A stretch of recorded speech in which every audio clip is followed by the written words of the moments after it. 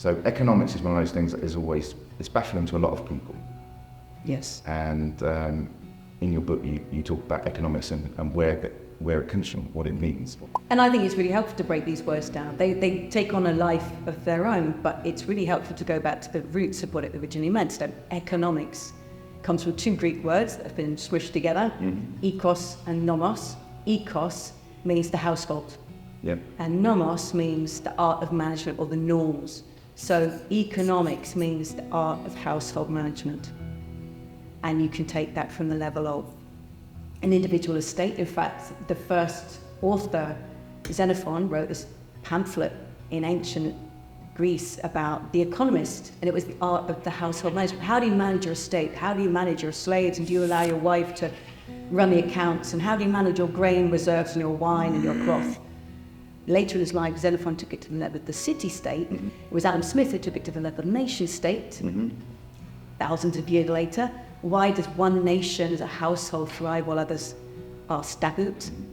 And now it's our turn to take it from this nation state to the planetary household. So we can think of economics at all these different scales.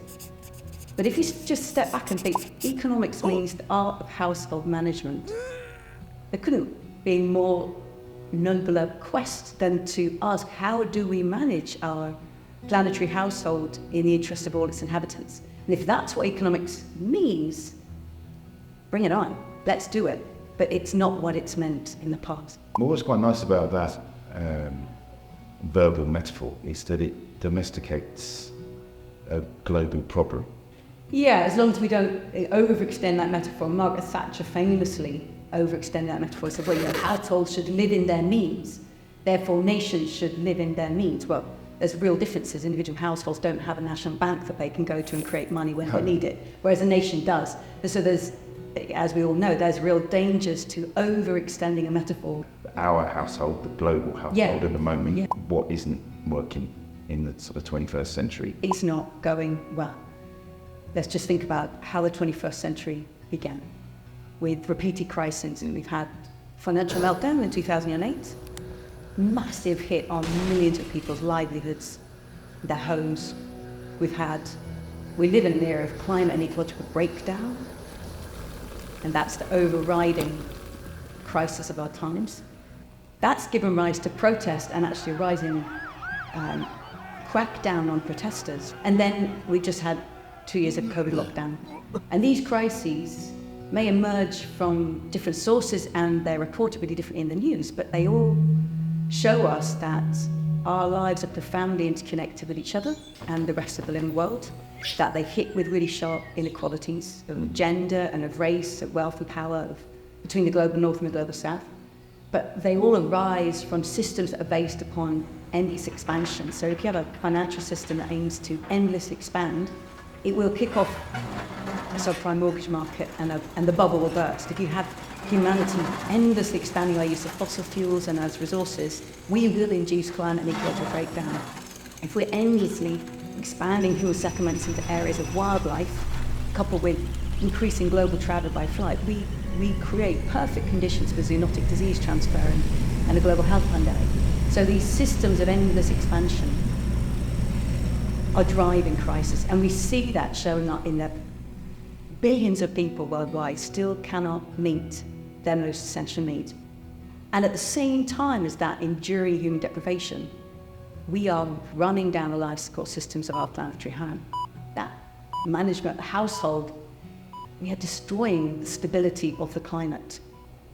We are breaking down the web of life, acidifying the oceans, drying up lakes and rivers, the very living systems on which all of us depend. You talked about global north, global south.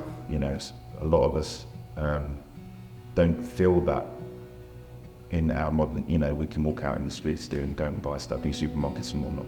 Yeah, and the global north is so powerfully provisioned by the rest of the world. As I say, we often don't feel it. There's food on the shelves in the supermarkets, there's water in the taps. We lead lives of comfort. Sometimes I feel like we live in the Hunger Games. It's like the global north is the capital of the Hunger Games, provisioned by everybody else to their detriment to their leaving them in deprivation because global trade rules, global financing and powers have structured the global economy so that so many of the world's resources are driven into the hands of those in the global north. And that means we are often really insensitive to the extremes of deprivation that people elsewhere live every day. I mean, the crash was a perfect time to actually say, shouldn't we rebuild now based on that system not working? Although sometimes in the midst of a crisis, you have to rescue something or save, because individuals' lives and families and households and jobs are so at risk. So there's always that moment, is it possible to completely rebuild in a crisis, but let's protect what we need to protect now, and then coming out of it, let's rebuild. But instead of coming out of it, rebuilding, it almost like just restored what was there. Yeah, and that reminds me of the Great Fire of London, when it burnt down. Had the opportunity, I think Christopher Wren, he designed London like Paris. It got constructed back on the exact same markings as before, instead of being a clear, like, hey, we can build a new city that won't burn down. Right, but moments of crisis, as Naomi Klein brilliantly wrote about in her book, The Shock Doctrine, crisis is an opportunity for new ideas to come in, but which new ideas will come in? Crises can be an opportunity for renewal and reinventing, but they can also be an opportunity for entrenching existing power. So that's the importance of having powerful ideas that are lying around that actually are ready to be brought in to transform in a positive way the systems that we've inherited, rather than entrenching the old. Not that many people feel confident with economic equations, and there's a real danger that because economics gets performed so much in maths, that many people say, oh, that's too complex for me, that's too hard for me, I can't do that, I'm not a mathematician. But everybody should be able to manage their own household, right? So if we reframe the verbal framing of economics as going back to the core, the source, which is household management. Yeah, we're all part of this planetary household. We are so interconnected with the lives on the other side of the planet, and even though it's painful to realise the way we are living here, the way we travel and heat our homes and consume and buy things and throw things away, that is having impacts on people worldwide, and that's painful. It's much easier to turn away from and ignore. But if we look at the planetary scale, we can't ignore it, we have to see it.